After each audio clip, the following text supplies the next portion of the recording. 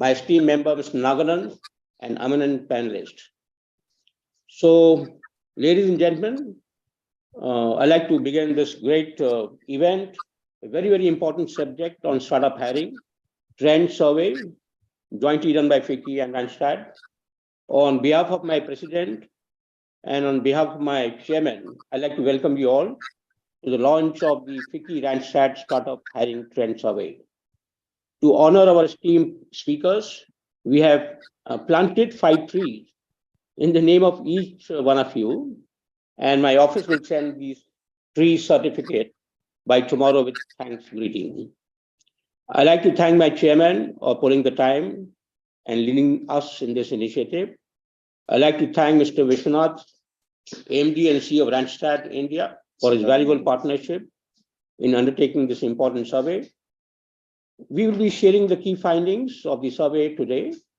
We also have an esteemed panel with us who will be discussing the role of startup in creating employment in India.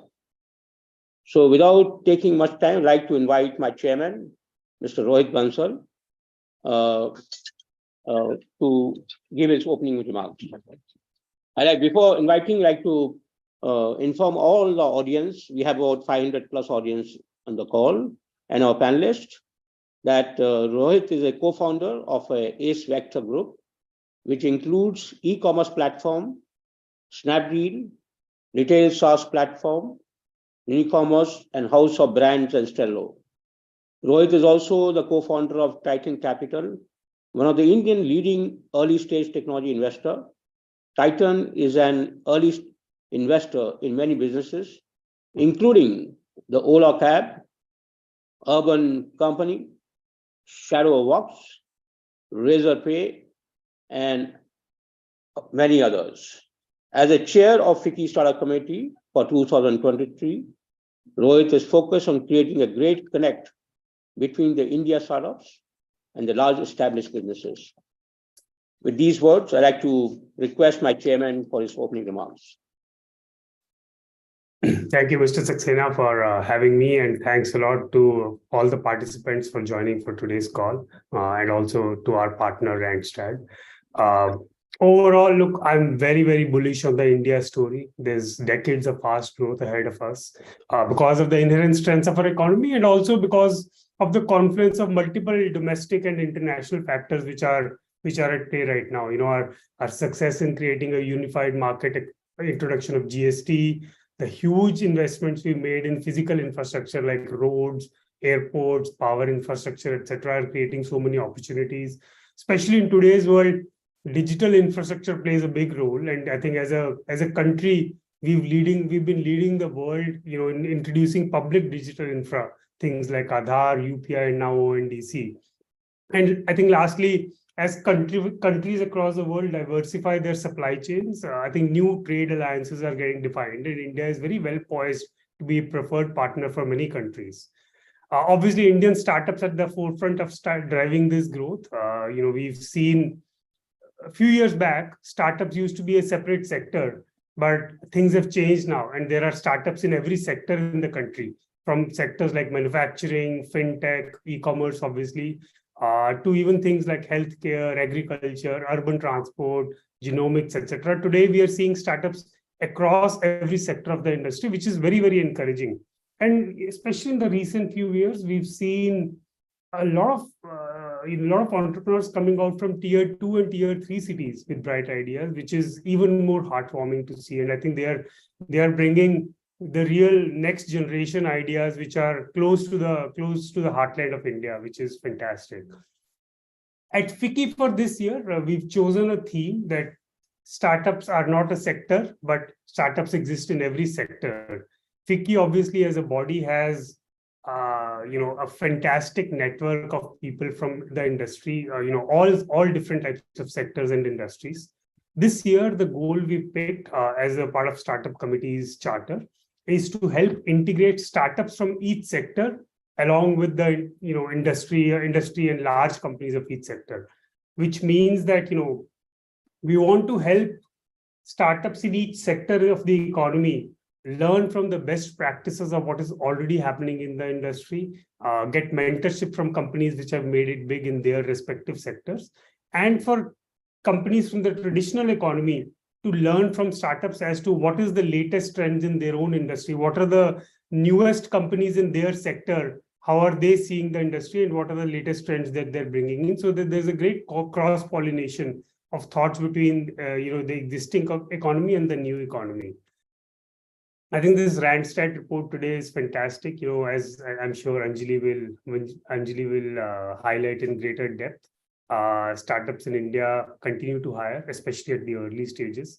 Beyond that, there is selective hiring. But we've seen that, and having been a part of this ecosystem for a long period of time, I've seen that startups help in creating jobs in very, very diverse form of ways, by directly hiring, by also giving inspiration to the next set of entrepreneurs who work at these companies, and hence get rapidly skilled at figuring out how to start the next company.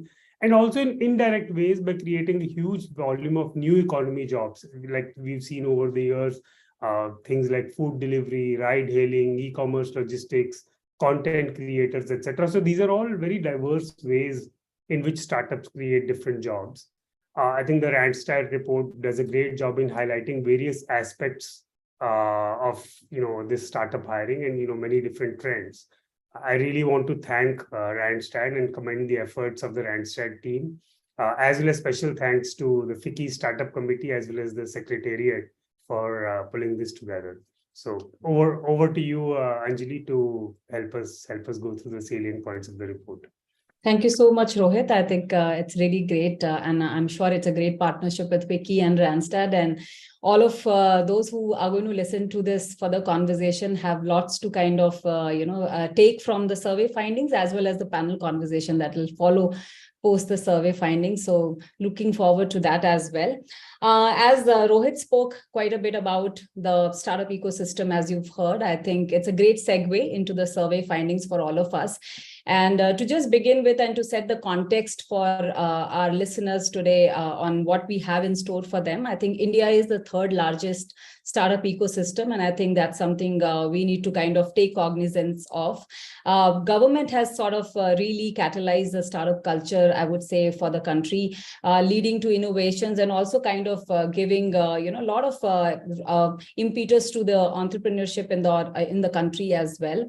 Apart from that, if we really look at how the startup jobs have sort of really evolved over the last 3 years, you will actually see that as per the Economic Survey of India, there were 9 lakh jobs that were kind of created since, in the last 5 years. And in the last 3 years, you literally have 1.6 lakh jobs created by startups for 2020, 2 lakhs in 2021, and almost 2.7 in 2022. So I think that's a great segue for us to kind of start looking at what the startup hiring trends are for 2023. So thank you, FICCI, and great report in collaboration with Randstad that's coming up. So can I please request someone to just put up the presentation for me to share with the audience? Thank you so much. And if you can just move to the next slide, please. I think we all know the Make in India vision that our Honorable Prime Minister Shri Narendra Modi came up with. And I think we cannot start to talk about the startup ecosystem in the country without really quoting him as such. So I think I would just like to read the quote that came up from him, that startups are going to be the backbone of New India. Startups are the engines of exponential growth, manifesting the power of innovation. Several big companies today are startups of yesterday, right? So I think that's something to take, a sort of cognizance of. Let us move on to the next slide, please.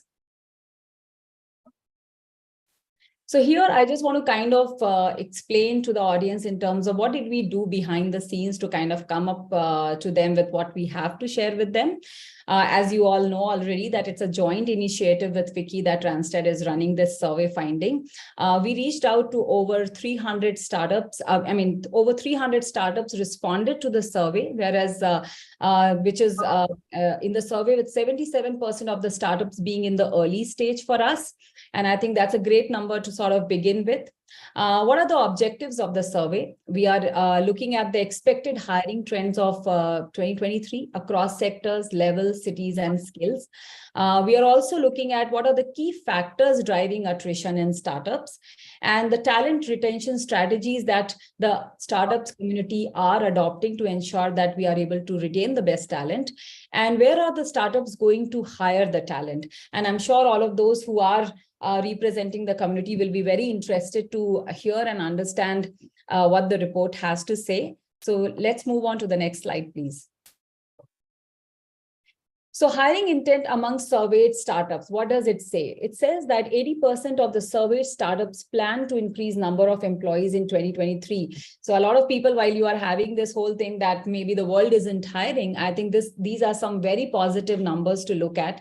16% of these startups will keep their headcount unchanged. So probably just hiring for a replacement, maybe not so much for growth. However, 4% only will downsize their workforce. So it's, I think, very, very positive outlook when compared to the rest of the world, as we hear of mass, downsizing, and especially in US as it kind of comes in. I think definitely the scene here in the startup world is better. Of those startups who are planning to increase their workforce, 32% foresee increasing hiring by over 30%, followed by 28% startups planning to step up hiring in the range of 11 to 20%. So there's quite a bit of growth that you see in terms of these 32% and 28% startups that we are quoting here, and almost 30% and 11 to 20% of growth in terms of the hiring numbers. Sectors which show the highest hiring intent are healthcare. I think pretty much, I'm sure most people would expect, because healthcare is a sector which is really booming in India. Aerospace and defense. Energy, where startups foresee almost 30% of their workforce kind of increasing. Other key sectors which predict hiring in the range of 11 to 20% are, which is the 28% that we spoke of, are agri-tech, AI, ML, deep tech, edutech, and automotive and e-commerce delivery services, where we do expect almost 11 to 20% more hiring to happen as well. Let's just move on to the next slide, please. Startup hiring across levels. So I think it's time to kind of look at what kind of levels are these startups hiring from. So if you see that majorly it's expected around the junior and the middle levels, with 38% startups stating that they are going to recruit more employees at junior level, and almost 27% saying that they would look at mid-level hiring. So which is pretty much expected, because I'm sure the very much leadership or the management layer of startups are pretty much the founders, and that being said, junior and mid-level is something expected to sort of grow. Majority of the mid and junior level hiring is expected to come from sectors like AI, ML, deep tech, fintech, edutech, energy, healthcare, biotechnology, pharmaceuticals, manufacturing, and IT and ITES. So make note of that. People who are listening to it from, if you are really looking to joining the startup world, these are the areas in which hiring is sort of picking up as such. So I think you could look at focusing here. And the only sectors that expect hiring at C-level hiring are agri-tech, and automotive. So yes, at the leadership level, these are some sectors which are looking to hire as well. If you can move on to the next slide, please. Startup hiring across levels in Indian cities, very important. And I think we heard Rohit speak about that, how tier 2 and tier 3 cities are sort of coming up and playing a very important role in the startup ecosystem. So from that perspective, if you see the junior levels hirings are to come from locations like Delhi, NCR, Bengaluru, Mumbai, and Hyderabad. Middle level you can expect in cities like Kolkata, Bengaluru, Mumbai, Chennai, Pune, and Delhi NCR. So some locations are common for both junior and mid-level, but there are some newer locations like Kolkata and Chennai, which you see, and Pune, which are ending up doing some middle-level hiring as well. Startups in Hyderabad and Pune have shown strongest intent to hire at a senior level. So that's a very interesting, kind of piece of information. Out of people would expect generally Delhi, Bangalore, and Mumbai to be part of that, but senior level is springing up from Hyderabad and Pune. So you know where the major action is happening in terms of the startup leadership. Moving on to the next slide, please. What are the top 3 factors driving startup hiring decision? I think I'm very pleased to see that expansion is one of the big reasons, because I think that's something also kind of reaffirms to what Rohit spoke in terms of being bullish about the Indian economy and where we are in terms of as an economy. I think this is a great sign of that. New project orders coming in, additional funding from investors. So money is also something that's sort of flowing in, which is a very positive scene as well from a startup ecosystem perspective. Let's move on to the next slide. What are the preferred mode of employment? Interesting, right? So the survey depicts that startups prefer permanent mode of employment, contrary to some people may think that they would like to have more flexibility, probably look at more of temporary workforce, but clearly the startups have picked up that perm is something that they would look at. So 57.76% startups are looking at permanent recruitments. I think it's also from the perspective that startups do like to have a very owner-led mentality and less of a renter mentality. So I think this must be coming from there. Also 42.24% looking to hire temporary and gig workers. Right? So not too far away, but yet good to see that the preference is more on the perm side. Energy, artificial intelligence, machine learning, deep tech and fintech, automotive, aerospace and defense, healthcare, edutech are sectors which are more focused towards permanent employees.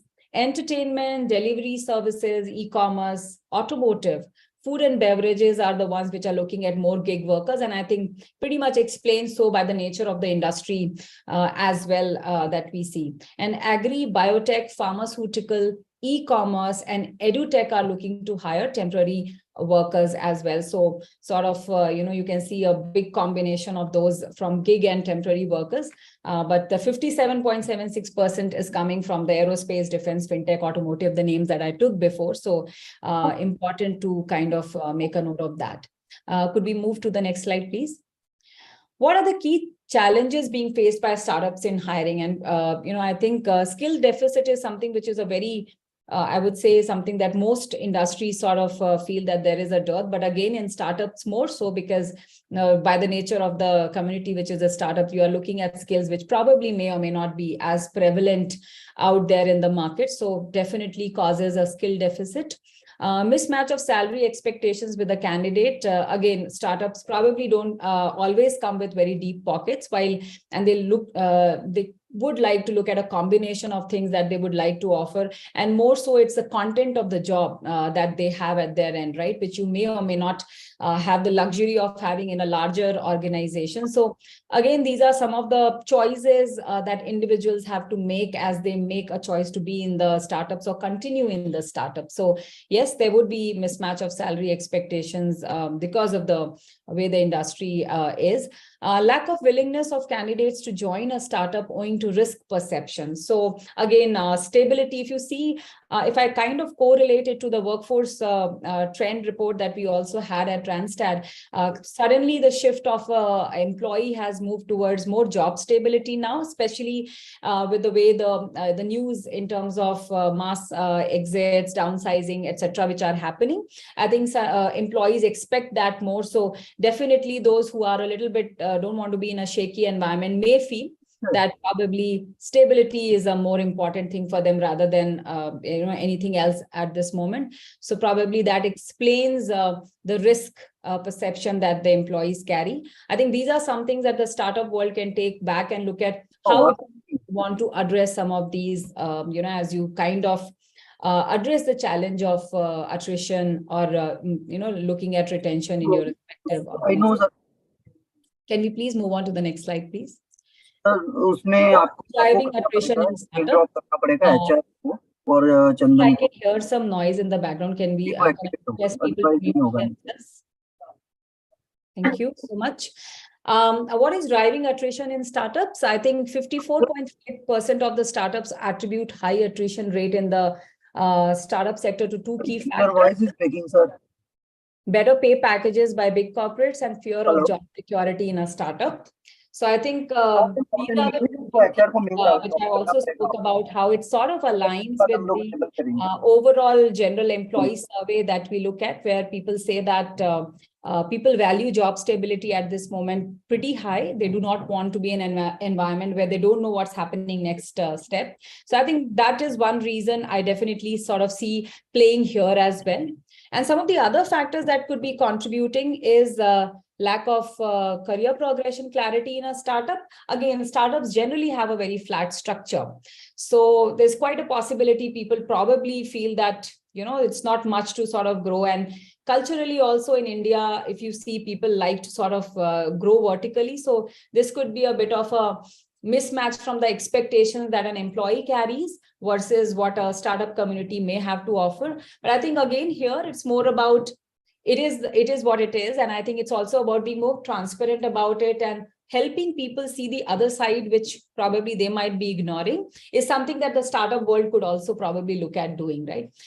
Credibility of the startup organization. I'm sure a lot of you have heard, and it does happen that sometimes the founders, the leaders at the helm of affairs have to work a lot with the employees to ensure that there is more credibility. Sometimes people leave because they don't see the vision of the leader as they would love to see. So I think it's also about a lot of communication, etc., which can help the leaders in the startup community build their own credibility and help people understand the vision that they carry for the startup. So I think that can help as well, so which could kind of curtail the attrition. But for now, as we can see, pay package, job security, career progression, and credibility of the startup organization are 4 factors that sort of drive attrition in the startup, but definitely pay package and job security are at the higher end over there.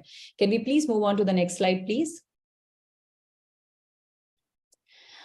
Yes, I think this is something which if I recollect well, I had done one article with one of the media houses as well, where they actually looked at how ESOPs is such a big retention strategy in startups and what could people do to kind of ensure that they get the best deal from a startup. I think ESOPs work wonderfully, and especially if startups want to create ownership mentality rather than renter mentality, which kind of are more like they stay for a short run and they sort of leave.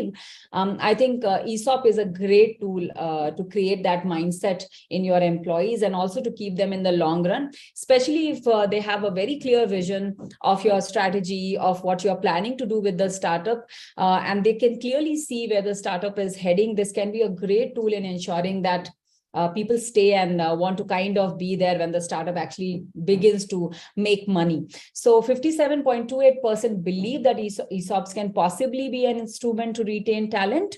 And 41.49% of the surveyed startups are offering ESOPs as an employee retention strategy. So that shows that they also see the value in the tool and it's working. And they believe also that it's a tool that sort of helps them in retaining. So maybe for those who are listening from beginning to create a startup or in the very, very early stage, probably, it's a great takeaway for some of those people. Let's move on to the next slide, please. Where are startups going to hire talent from? One thing that came out as an observation is that definitely they little bit hesitate or shy away from the big names in the campuses because of, of course, I think a little bit of is also the salary and their ability to hire from those campuses, but also what they believe that probably, a tier 2 or a tier 3 college campus students sort of drive better results in their ecosystem. So if you see 91% of startups are going to private MBA engineering colleges, state universities, ITI diploma colleges to meet their talent needs. As I said, that they shy away from IITs and IIMs and big names. Maybe also it's about the money that they have to offer. And again, what slots do they get in those colleges? Only 9% startups are going to premier institutions such as IITs and IIMs for campus placement. So that's a pretty interesting thing because most startups, the founder, the leadership community, if you see, come from very big names, IITs and IIMs, apart from some others. So I think it's very interesting to sort of make a note of that 91% of their hiring is coming from private colleges as such. So if you move on to the next slide, please. Yes, so I think this is a great segue to the panel, which is coming up, I'm sure, with all the interesting insights that we had to share. You will see a wonderful panel conversation happening there hereafter. But thank you so much for tuning in, and thank you so much for listening to the survey findings jointly done by FICCI and Randstad. And I hope you found this to be of value. And I look forward to working with FICCI again in the future from Randstad community. And thank you so much to everybody for listening in. Thank you, Anjali. And it's a great insight finding. Highly appreciate. For the audience, Anjali is the Chief People Officer of Randstad. And the depth finding is definitely very inspirational. So moving forward, I'd like to invite, ladies and gentlemen, my dear friend who's moderating the panel, Bala, the co-founder and the Chief Growth Officer of one of the very smart company among startup is called Ken42. Background of Bala is a seasoned business technology leader with over 2 decades of experience. Bala is a co-founder of Ken42, a unique platform that aims to be an operating system of choice for educational institutions. But I was impressed when we referred Ken42 to Skill Council. They did a wonderful job. Over to you, Bala, and I request you to kindly introduce all the panelists. Thank you, Nilankarji. Very, very good evening, everybody. Namaste. Very, very happy to meet you all. And what an impressive presentation Anjali gave. Oh my God, awesome. I mean, lot of information that we are able to look at the startup. As we all know, startup is the growth of the country. So that's really important. So what I would say quickly, I will just set some context, throw some thoughts, and then quickly I'll introduce our very, very powerful panelists. So if you look at the high employee turnover rate, despite unprecedented uncertainty that COVID-19 brought up, from 2020, 21, 22, we were able to see a lot of changes in the hiring trends and retention trends, irrespective of be it startup or a mid-segment company or a large company or the capability centers have a different perspectives of managing talent and hiring talent. This impact even is very, very evident even last year trends, and where one of the surveys I remember, 38% of the respondents in India have worked not more than 2 years in their current role, which is like very surprising.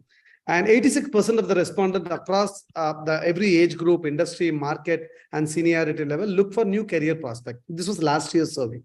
And the salary is still a motivating factor for everybody to get a job shift and choose the right employer. And companies should also consider reviewing the salaries and developing non-monetary strategies to improve the talent retention, and overall the year-on-year inflation rate was about 7%. So let us look at top 5 factors that would influence people's decision to work. So to my mind, what it comes is, of course, the salary, bonus, and the incentives plays a major role, or the rewards and recognition. Number 2, I would quote the company culture and values, because especially the Gen Z folks really look towards the culture, value system, and so on and so forth. And number 3, I would say greater sense of purpose in the role in their company. Right? That's also another important role, important thing. And the 4th one, I would say leadership, and 5th one is the company brand. So whereas the baby boomers, Gen X and Gen Y, we would have thought about brand should be the first, of course, salary and brand, but this is totally changed. What are the top 5 factors that would consider for a planned resignation? So that comes to my mind, change in the career role. Basically, I want to have a better career and role and so on and so forth. Looking for a career progression, promotion. And number 3, I would think unhappy with the salary. And number 4, I would think unhappy with the strategy of the company and company culture not fit. So these are the top 5 things that comes to my mind, both the positive and the other side. The post survey from Randstad is really terrific, especially the opportunities for the startup, which is going to increase the trend by about 30%. And especially the healthcare, aerospace, defense, energy, so on and so forth are going to have a tremendous change and growth opportunities. The 3 things which I really was interesting for me is that the startups are going to have an expansion plans, new project, additional funding. I think this is really, really terrific in my view with the overall thing. So without taking much of time, with this very quick short context, I would like to introduce an amazing, powerful panel. So I would like to introduce Mr. Rohit Bansal. No introduction needed for Rohit, who's an A Spectre Group and Snapdeal chairman for the FICCI Startup Committee, and Rohit has been co-founder at Snapdeal, and he's also the chairman for the co-founder of Titan Capital. And he's done a lot of things. I mean, right? So Urban Company, Shadowfax, Razorpay, a lot of such startups been initiated by Rohit. So welcome Rohit on board for this wonderful panel discussion. I would like to introduce Anjali Raghuvanshi, who's the Chief People Officer for Randstad. So Anjali is an MBA from FICCI, and she's also a strategic business partner, facilitates the challenges, supports the challenge of business leaders, and she's also drive the strategic resource optimization, rationalization initiatives through the organization. And she's been instrumental in driving the business continuity through the talent management. That's very, very important aspect. And she's passionate about protecting our environment for the future generation, which aligns with SDG goals. I would like to introduce Dr. Anita Gupta. Again, she doesn't need introduction in the startup community. She's a scientist and advisor and head of National Science and Technology Entrepreneurship Development Board, and she's also part of the Department of Science and Technology. She hails from IIT by qualification, administrator by profession, more than 2 decades of experience. Dr. Anita Gupta has been a lead catalyst in establishing the innovation entrepreneurship startup in the country. Welcome, Dr. Anita Gupta. I would like to introduce Mr. Jeet Vijay, who's the CEO of Mighty Startup Hub. Jeet was an advisor, is an advisor and investor, expertise in public policy, government relation, private equity, collaborations, and past. He was assistant vice chancellor of investments and entrepreneurship at University of Texas. And he carries more than close to 2 decades of experience in US and India with the government advisory and so on and so forth. I'd like to invite Mr. Viswanathan, a known leader in the industry, who's an MD CEO of Randstad.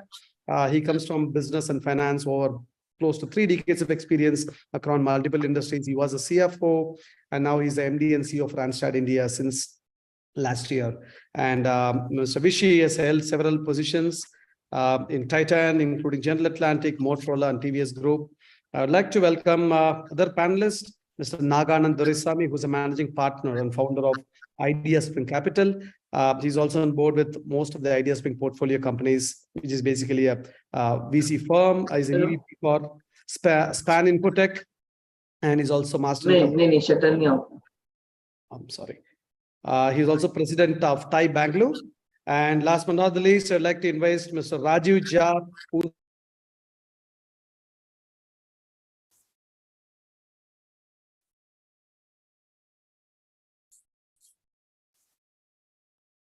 you are on mute.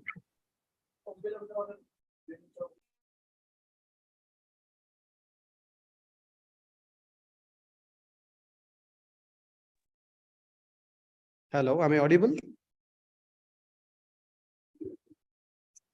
Am I audible? Yeah, Oh, you okay. are audible now. All right. So let me first shoot my question starting from Dr. Anita Gupta. As a government leader, Dr. Anita Gupta, as a startup evangelist, what do you think the fueling of startup growth in India, and how do you think the startups are contributing towards the employment agenda? Yeah, so just I will share the story of DST. DST had been pioneer in terms like the first mover as far as reaching out to campuses goes for startup and tech entrepreneurship promotion. And this dates back to nearly 3 decades back. But the defining moment really, I can say, has come when PM has announced National Initiative of Startup India, Stand Up India, and where we could see now not only the institutes, but all state governments, our public sectors, all coming on board to really drive the startup agenda for the country.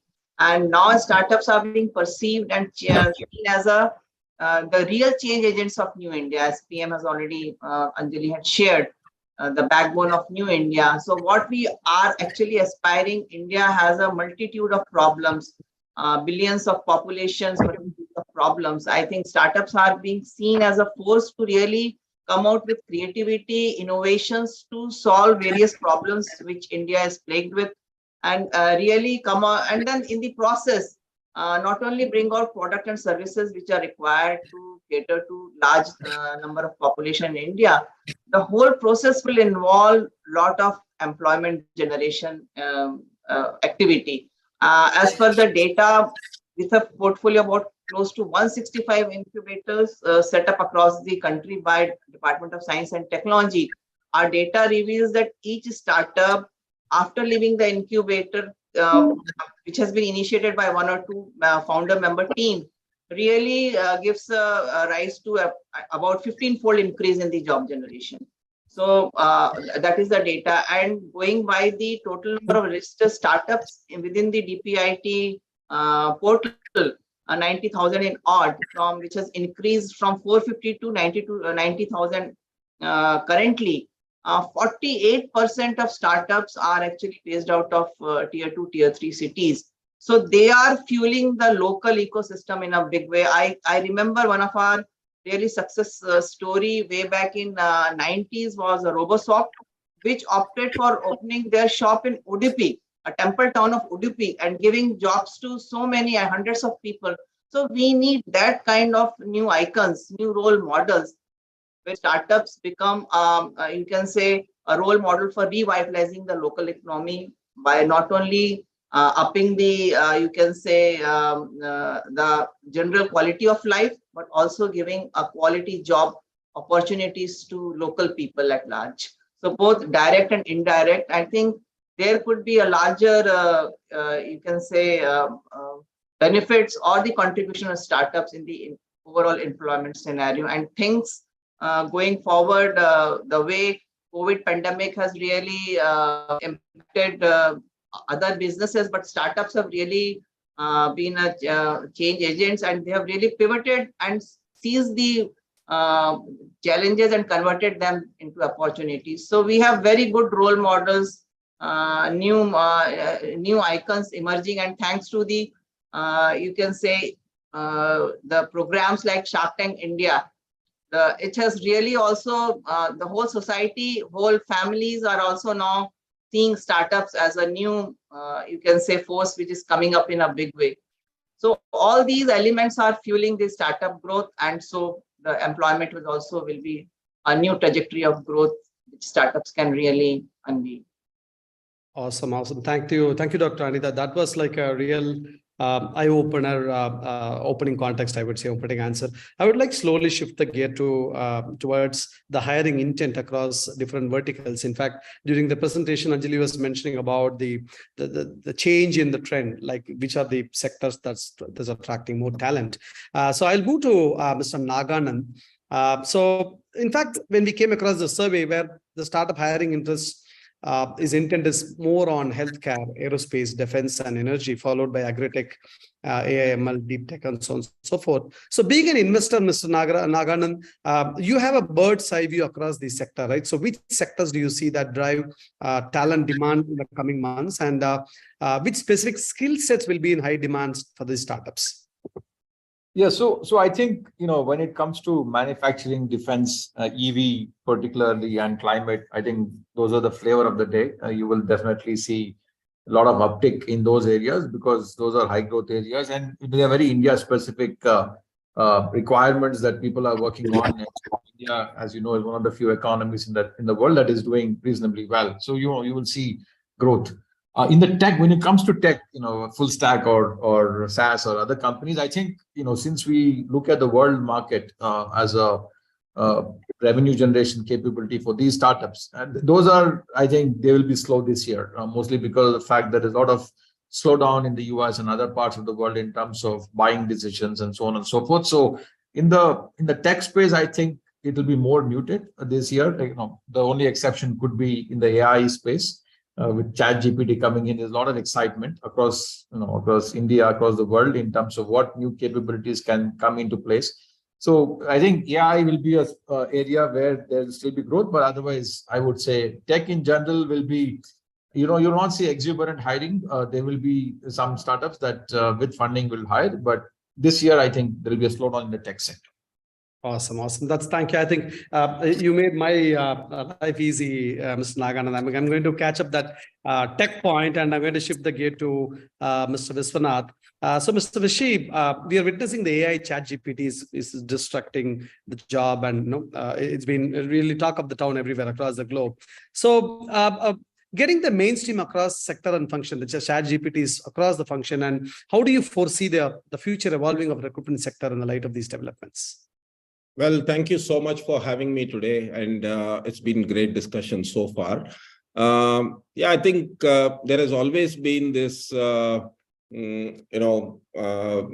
evaluation whether, artificial intelligence and technology will kind of, erode into recruitment process, etc. So, as Randstad and also personally, I believe that, when you are hiring people, actually there is a lot to do with also personal connect, right? So how many times do people change jobs or apply for jobs without interacting with human beings? So the human connection is very important.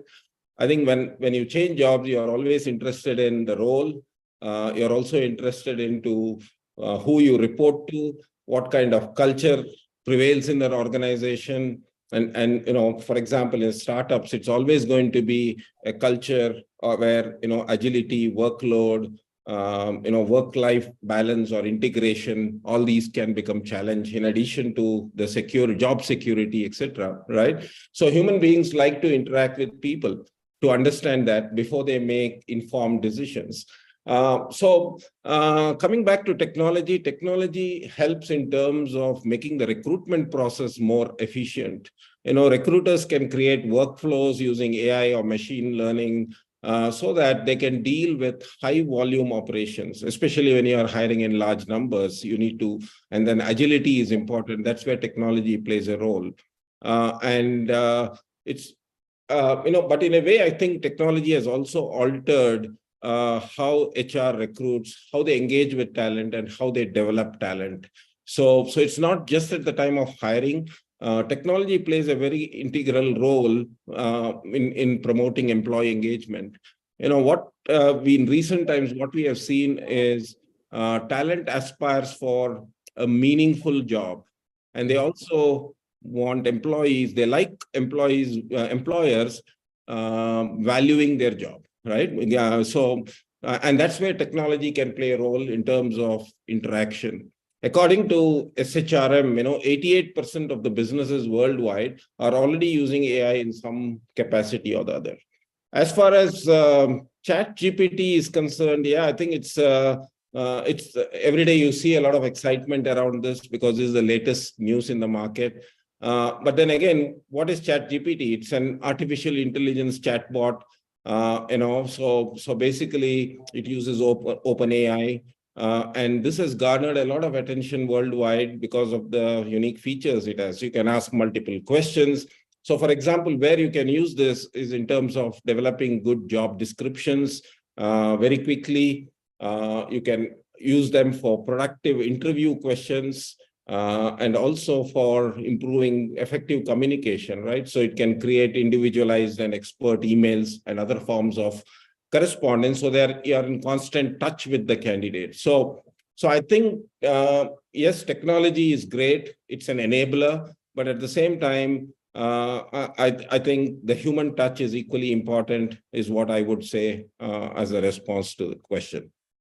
Absolutely, absolutely. Well said, Vishy. I mean, I can agree more. Okay, I think a lot of questions we can talk about technology, and since I think Mr. Jeet has joined, am I right? Yeah, I could see him. So I would like to shift the gear to him because he comes from the background of the private equity, venture capital, and he works for the government, policy advocacy, and so on and so forth. So Jeet, welcome to the panel discussion. So to be a job creator, fundamentally the Indian mindset is always getting a job, being a job seeker, not a job giver, right? So with that mindset, today India is proud to have about 80,000 plus startup, probably above 80,000 plus startup, recognized startup, I would say. And these startups are coming across the verticals and include a lot of tier 2, tier 3 cities. Even I myself mentor a few of the companies which have come from down south of Tamil Nadu. I've seen wonderful companies. How important do you think this role of startup is in creating the employment at a local level? Because all the startups move to tier 1 cities or tier 2 cities, whether at the local level, whether the employment goes up. What do you think about it? Now, first of all, thank you so much for having me as part of this team discussion today. And second, let me thank Anita Gupta ma'am. She is a mentor and a role model in government in terms of how do you come up with the schemes, policies, and frameworks to really build an inclusive ecosystem for startup growth. Now, to address your question, I think if you look at three things, one is the employment multiplier effect. So MSMEs and startups, right? That's the level where maximum number of employments are created, not the corporate level.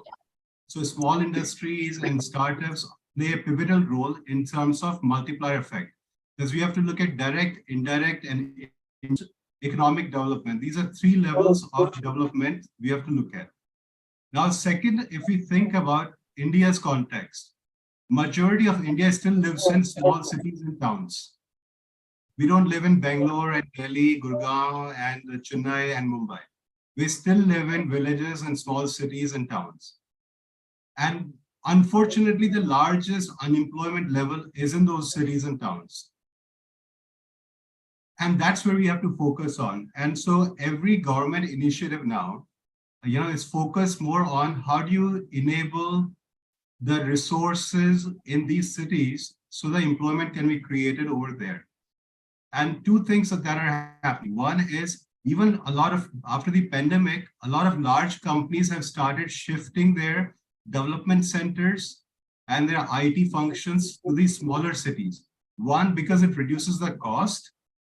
Second, it increases the employee satisfaction because they're living in their hometowns and home cities where they grew up.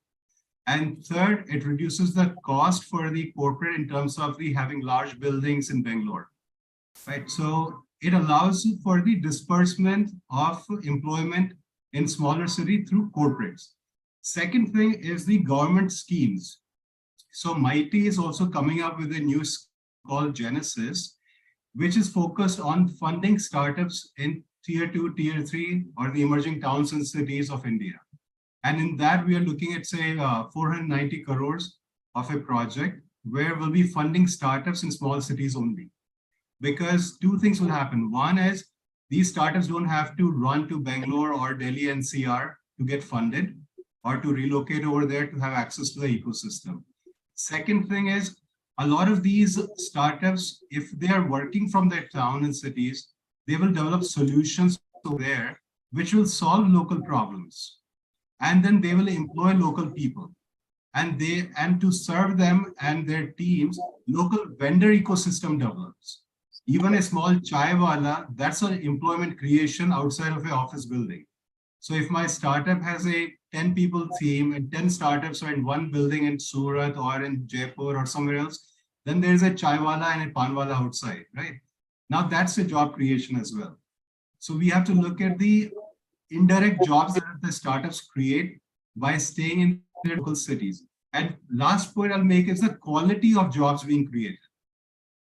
Now, low income and low level jobs don't lead to high growth in terms of economic development. So we have to move up on the higher chain of economic value added products being developed.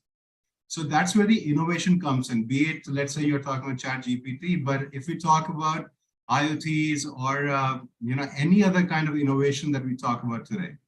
Now, instead of selling raw material and base product, we'll be building and selling high innovative products which have a high price and high value add, which leads to overall economic development. So I think India has moved from an agrarian society to an industrial society to now a IT-driven digital economy where things are happening on platform, more SaaS products are coming out, low capex, high returns. That's allowing more margins and more money to flow into the ecosystem and the economy. And I think all these factors combined with relocation of jobs, with moving up on the value chain of jobs, and with the multiplier effect, I think India is well positioned to go from a $3 trillion economy to $5 trillion economy in the next 4 or 5 years, where we can really reduce the unemployment level and increase the type of jobs that we are producing in our country. Awesome. Thank you, Mr. Jeet. And we were told that you've been in the discussion with the minister, and in between you stepped out for attending this panel. So thank you so much. I appreciate your participation. With whatever Mr. Jeet said, I think the next question I should definitely move to Raju, because that makes more sense. The Fiat Technology being a financial inclusion company present across Pan India, I heard the FIA is present in the Kargil and very difficult geographies they're present. So I'm really curious to understand, how is it possible for them to develop an employment generation at a deep root local level? Maybe Raju, you can share some perspectives. Yeah, probably Thanks. this use case with what, in addition to what Mr. Jeet has said. Sure. First of all, thanks, Bala, for having me here. And it's really a pleasure to be a part of this panel. So just to give you a context, FIA Technology is basically a financial inclusion company, right? And we have our presence across pan-India. And creating jobs or providing jobs to people across almost all the districts is something that is fundamental to the organization, right? So if you will ask about, how have we been hiring? So just to give you, we have been hiring mostly people from Tier 2 and Tier 3 cities, right? And we have been hiring people from some of the most outreach districts in India. So about 70% of the hiring that you would see that we do is mostly from Tier 3 and Tier 4 cities. Now, the greater question that generally get asked is that how we are able to do that, right? So the question is, we have a very strong mechanism through which we are connected to the people in the grassroots level. We are connected to a lot of NGOs. We are connected to a lot of local communities in some of the most remotest regions, which you can think of, like places like Bankura or Purulia in West Bengal, Kargil in Jammu, right? Gomukh, Kashi, Uttar Kashi, right? So these are some of the places where we have got very strong connects with the local help groups, the communities over there, and we rely heavily on them to create the employability for the people, those who are very local there. I would also want to see that through the strategic hiring practices which we have in place, we have been able to create livelihood for 300 direct employees who are working with us across pan-India. But at the same time, we have been able to generate employment for close to 25,000 agents who are working directly with us today, right? And this 25,000 people that I'm talking about, they are all from Tier 3 and Tier 4 cities in India, right? In our hiring practices, Bala, we are also very much cognizant of being inclusive. And when I say being inclusive, we are also trying to connect with NGOs, self-help groups, and we are trying to hire people with disabilities. We are trying to hire people with certain challenges that they have. But then with a prime motive that we need to create that momentum at the bottom of the pyramid where it is needed the most, while through services, we are trying to connect people in these remote regions through the formal financial institution. We are also trying to steer and drive the local economics at the ground level. And that has been something which is fundamental to the organization. Awesome. I mean, thank you, Raju. That's really helpful. I would like to shift on to Dr. Anita Gupta, and this is my favorite area because I strongly believe connecting the ecosystem, the 4 pillars, academia, industry, government, and startups are like really connected. That's how our great nation is getting connected towards. So, Madam, I'm sure you would have seen the survey that depicted 91% of the startups are going to private MBA and engineering colleges, state universities, and IT diploma to meet their talent needs. But only 9% of the startups are going to premier institutions like IITs and IIMs. Even in fact, I'm a chairman of IIIT Sri City. I mean, I don't find much startups hiring people. So what are your thoughts on this? How should we change this scenario? No, so if the startups are hiring only 9% through premium institutes, I think this is a welcome change. Why do you need to change? Because now it is now percolating down across India. And one of the critical factors, deciding factors to reach out to top level institutions is obviously the kind of salary and the pay package the talent from those institutes could command vis-a-vis if you reach out to, given the talent is nearly same or it is manageable. So it's better to reach out to private institutes and Tier 2, Tier 3 kind of institutes hiring. So, and this is sort of an obvious trend, given the kind of pull and push factor which is happening, and given the kind of significance which has been given by the governments, both central as well as the state governments. Now, most of the, I think, virtually all state governments have startup policies in place. So this is happening as a really, you can say, a pull factor for startups to be everywhere, not only limited to certain pockets or hubs, which are obviously metros, but then really spreading out. And there is a hub and spoke model also happening in the startup community as well. And as our policy, what Jeet has also talked about, there's a strong intent of government to now reach out to other unserved, you can say, locations and regions and geographies, be it Northeast, be it J&K or Jharkhand, Chhattisgarh areas.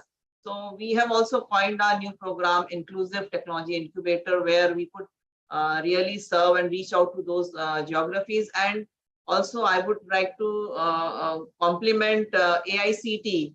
They have their innovation cell in place where they actually are enforcing to have innovation program, startup activity by all the, and they rank accordingly. What kind of programs have we really initiated to foster innovation within the academic community? How are you fostering the innovation and startup culture within the academic community? So together, all these are contributing to have a positive aura about the innovation, startup, and technology. And that's how now the student community is also charged up as new icons of startups are emerging, and the kind of contribution. So it is now, startups are not limited to any sector. If you say e-commerce, IT, and all, we could see even in defense sector, space has opened up for startup. Drones, there are so many drone companies are there. So in a deep tech, even manufacturing, energy sector. So we could see, although numbers may vary, but now the trend is that you could, you name a sector, you'll find the startups. Yep. So like finding a good talent, if you have, and the kind of climate which has really changed, the landscape which has really changed, there is a lot of positivity about the startups. So this is all contributing that now, and this is the sign of new India emerging, where it is not really limited to certain pockets, but it is now as a part of our activities. We in the last year have reached out. We have done startup showcases and expos in Srinagar, where there were very handful of startups. We have done some TV shows to really reach out and spread the message of government, why startup, what kind of support government is offering, how institutions should come on board for joining hands in the startup movement. So all these are really creating the buzz around startups, and so is the case in the employment scenario as well. And I think things, although we say it is a funding winter, but I think we are already approached summer, so things are going to be really better in the coming months or so. And every sector, has a cyclic change. So there are dips, so we should be poised and we should look for the positivity. I think the report has really come out and given and showcased some of the good statistics, which is a good feeler for startup community at large. No, I think well said, madam. I mean, I think you said now startup is in horizontal more than a vertical. Every sector it touches upon. I mean, thank you so much for a very comprehensive answer. So, having talked about the talent and the growth, the segregation of talent split between the tier 1, tier 2, tier 3 cities, I think the most important point in my view, where most of the startup gets struck somewhere, probably they do extremely well at a POC stage or a MVP stage or even at a commercialization stage. But one area where they get stuck is finance and budgets. I think it is very, very important for them to optimize their cash flows and budget. So probably Vishy, you may share some perspectives in a world where the talent is scarce and budgets are limited, where the startup should be looking for a very innovative, right? They should look for a right talent, but typically they can't behave like a corporate, like put a consulting company, or they can't pay a few lakhs money and get the subscription from the large job portals. But what are the specific areas where the recruitment firms can uniquely get some way of recruitment rather than looking at a conventional choices? What do you think about that? Vishy, I think you're on mute, sorry. Yeah, I'm sorry. I hope you can hear me. I think it's a great question, and we all know that people drive organization performance, right? So having the right talent in the bus is important, and not just the right talent in the bus, also the right seats in the bus, the right people in the right seats, right? So it's very critical, and let's all agree that most startups have very lean teams, especially when it comes to human resources or talent acquisition as they begin their journey. And then over time, they perhaps become very self-sufficient. And it's also important, in a market where talent is scarce, how do you get the best talent? And then there is also, let's also realize that there is competition, right? So there are larger corporates, etc., also looking for that same talent pool. So what do startups need is a very strong value proposition which they can offer to employees, and it could be something where it addresses some of the basic things that you said, in terms of salaries and benefits, the work culture, the innovation mindset, the creativity, and how do they get rewarded for that? So I think it's important when you don't have the right expertise, it's important to rely on experts. I was actually in a plane talking to a startup person, and he had started a small IT firm, and he had 23 people. And I asked him, what are your challenges? So he said, one is attracting talent. My core business is technology. I need to develop technology for my clients, but I spend 70% of my day on administrative stuff. Provident fund and compliance, payroll, and all that stuff. So, that's where I think you also need to realize what's your core, and am I really spending all my efforts on the core? So hiring may not necessarily be a core to a startup. So that's where companies, recruitment companies can be a preferred mode of option. Especially when they are equipped with the right talent pools, and also be able to kind of get candidates on board by creating a very strong employer value proposition. I think there are also alternate. At Randstad we look at ourselves as a talent company, so we also advise our clients about what is the percentage of firm staff you need to have. And what could be a flexi staff, so that you can also optimize the costs, because during your business cycles, when you don't need people, you can perhaps look at a lesser number of contingent staff, right? So I think those are some options that are available, and I would say, especially when you are hiring senior levels, you may also want to do assessments, psychometric tests, those kind of things, which I think recruitment companies are very well equipped to do that. So I think it should not be viewed as a cost-only option. Yes, cost is a consideration, but then it's also about, are we relying on the right benchmarks? How can we really attract a talent even at a more competitive salary? So there is a little bit of selling the job, which recruitment companies are well equipped with. Awesome. Yeah. I think you touched upon pretty much all the strategies that the hiring strategies that would be helpful for a startup company. So let's hear from Rajiv Jha, who would have probably implemented those strategies. So Rajiv, why don't you share some of the strategies that was successful for you, not only in terms of hiring talent, but also retaining talent? And especially the talent in the competitive today's world, the talent is scarce today. So how do you, what are the strategies that you use for the Fiat technology in terms of talent retention? Sure. So I think Vishy has definitely shared a lot of beautiful insights, and I was able to closely correlate with the findings of the survey, which highlighted the top key points that people are generally looking forward to organization, right? But I would agree, and depending upon the dynamics of the organization that the companies are operating in, of course, they come up with various strategies, right? And it will vary from industry to industry, organization to organization. However, if I have to talk specifically about our industry, right, which is more into financial inclusion, banking correspondent, something that we have definitely seen is that the candidates, when they are applying with us or whenever we are hiring. Of course, pay is something that needs to be really kept very, very competitive, right? Because that is one of the biggest factors that we are seeing in our industry. The other thing with a lot of people, a lot of young people actually coming in the organization, stability is becoming definitely a concern. However, the positive side of it is that as long as you have a mechanism which is in organization through which you are able to show them the growth, the career path, right? And also make them feel included to the larger vision of the organization. I see that the stability part is definitely taken care of, right?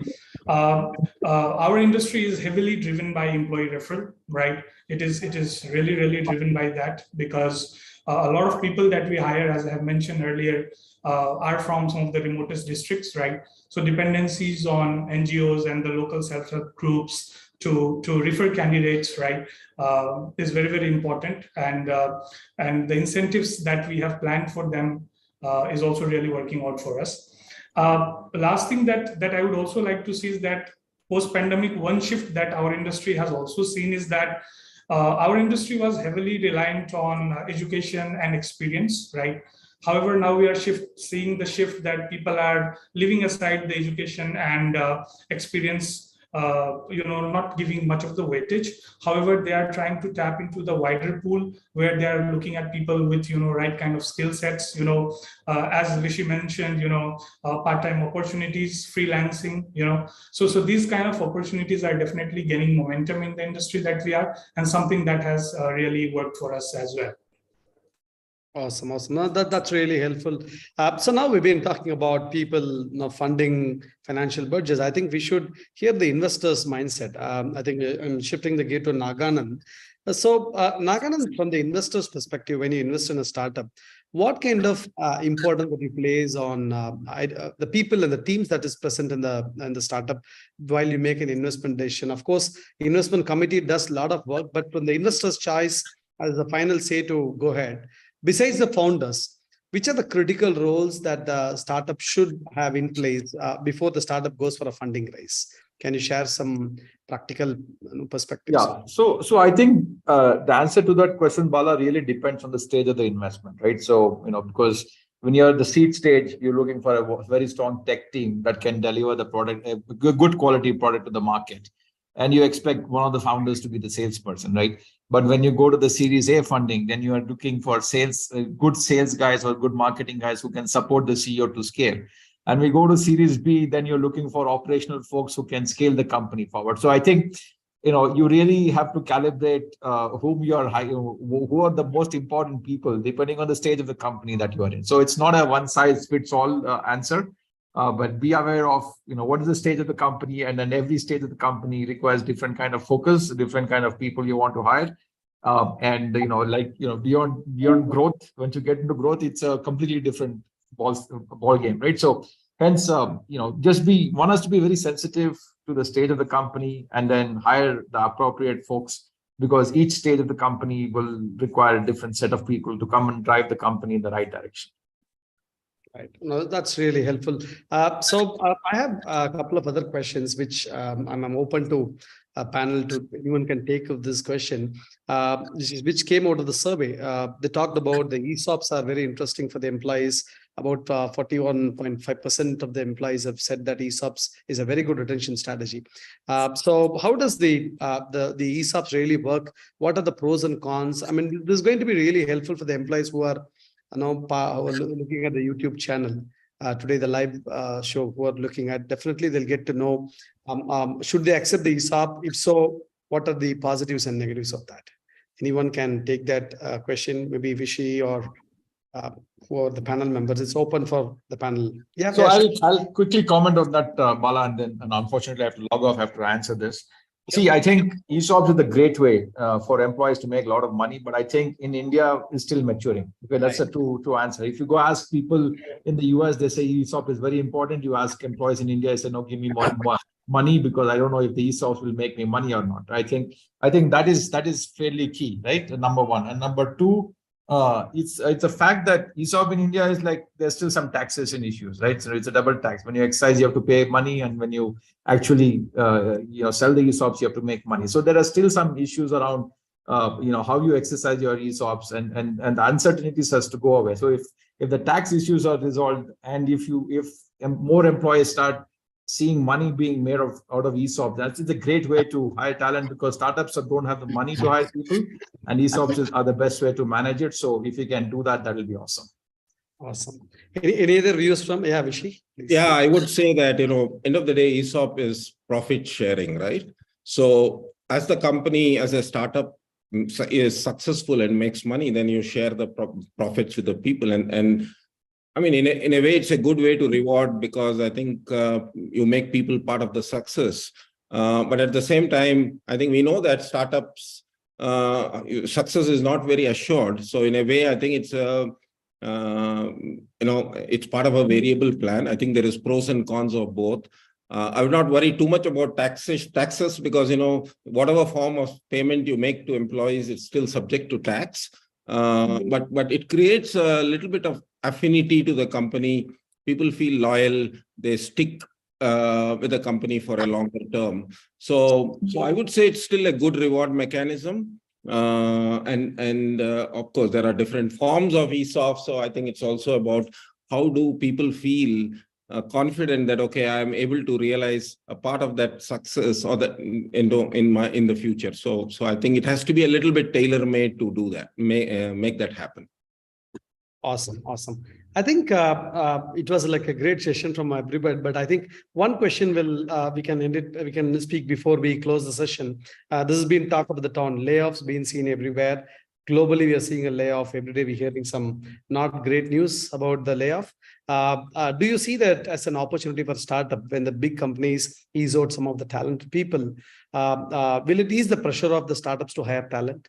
What do you think about it? It's open to the panelists. So, Well, yeah, go ahead. Sorry, Bala, I would definitely love to add here, especially whenever we are looking at the technology hiring. I think it is playing to the advantage for organization like ours. One, because it is really difficult for us to compete, especially in terms of the offerings that you see from multinational organizations against the startups, right? Especially in terms of the pay packages, right? However, whenever we hear of any layoffs that happens, right, it definitely plays to our advantage, because there's a huge pool that automatically gets created, giving us an opportunity to tap into those talent pools, and then also get the best of the best, right? And then also serve as the immediate as well as the futuristic need for the organization. Okay, thank you.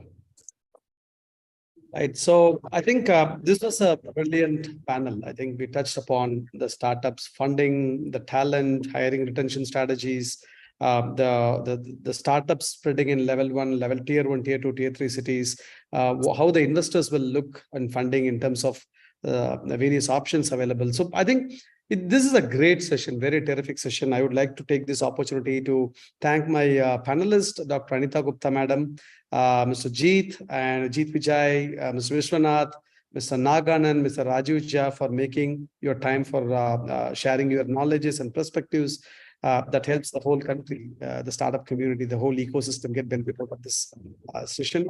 Thank you so much. And thank you, Randstad and FICCI, for organizing such a vibrant event. Wishing all the startups very best and looking forward to meet you all in some other occasion. Thank you so much. Namaste. Thank you. Thanks, Bala. Thank you, fellow panelists. Great, Bala. Thank you very much for doing this session for us. Really enjoyed the content and the quality of questions which you have posed. Very rightly one. So I will now propose a concluding remark, and like to inform all the audience and the stakeholders that FICCI had been involved in the startup journey since 2007.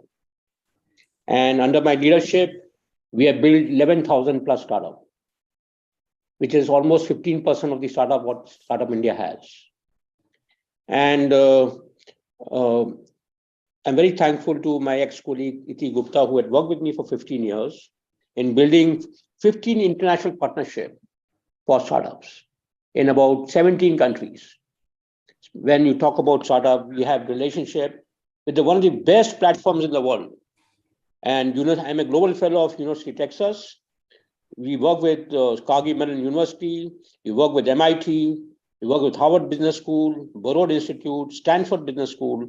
They have been engaged in FICCI partnership. Now, coming to the subject, our recommendation and my personal recommendation is a unique challenge to all leaders who are present. In my own opinion, the best talent for startup is the failure of the startup. The startup who had failed in his journey, he could be the best person to hire. I mentioned in various platforms, in the government also, and I wish the Randstad, the leading company in the world, and FICCI is a policy change in the country. My dear friend Jeet is there, who's from University of Texas, who have seen the depth. We should create, I think, a program to house best talent for our startups. As India is heading for the startup destination in the world, especially after G20, where 29 countries are eyeing India as a startup hub, we will be the factory of unicorn. And there'll be fire of the startup, especially in the rural India. Forget about the top cities like Delhi, Bangalore. In rural India, it will be fire of startups. And I'll give you an example. And over 11,000 companies, one of the companies are sitting here, FIA. These, I'm very proud of two institutions. One company you must watch, ECO. Now, ECO has, you know how many people employed? More than 300,000 people are on the panel of ECO. 300,000. They work in rural India. I'm very proud of a company called ROINet, who has 75,000 such initiatives. Very proud of FIA, Seema Prema, who developed the entire Northeast system at the grassroots level. So my appeal is to one of the best companies in the world, and Vishwanath is sitting here, to create a program with FICCI to identify the best failures who had failed in the startup game. And they could be the best talent, in my own personal opinion. Now, I really like to conclude my remarks by saying that today's survey report and discussion brought out a clear outcome that startup will play an important role in India's growth journey. I thank one of the best companies of the talent, Randstad CEO, Vishwanath, Anjali, for the valuable partnership. And I hope that this is a beginning. I will be personally very eager to start a program of failure. You are a talent company. Believe me and follow me. You will be proud of this initiative. Not only India, you will be a factory of talent to the whole world. I'd like to thank my chairman, Rohit Bansal. I'm very proud of him, his leadership. I'd like to thank my very dear friend, Anita Gupta ji. Namaskar. We are working together since 2007. I'm very thankful to my dear friend, Jeet, who is from my own university, University of Texas. I'm very proud of this initiative. And we are going to do a great work on Digital Innovation Alliance in G20. And we committed to support government and his leadership. I'd like to thank Bala, Naganand, Rajiv. Especially, this event could not be possible because of the team effort. And I'd like to really thank, with the respect, to my ex-colleague and currently working with Randstad, Iti Gupta, Smita Das, my own secretary, Poonam Jolly, my officer, Harsh, who had worked to make this happen. And especially, I'd like to thank media and IT team, because ultimately we will discuss, media job is to make reach unreach. This information should reach to the last mile. And I'd like to thank Manju Lakshmi, Shantanu, Anurag from FICCI, Chetan, Mandeep for their support. With these words, ladies and gentlemen, let's make India that factory talent of startup. And FICCI is committed to work with Randstad on this. Thank you. Thank you, everybody. Jai Hind.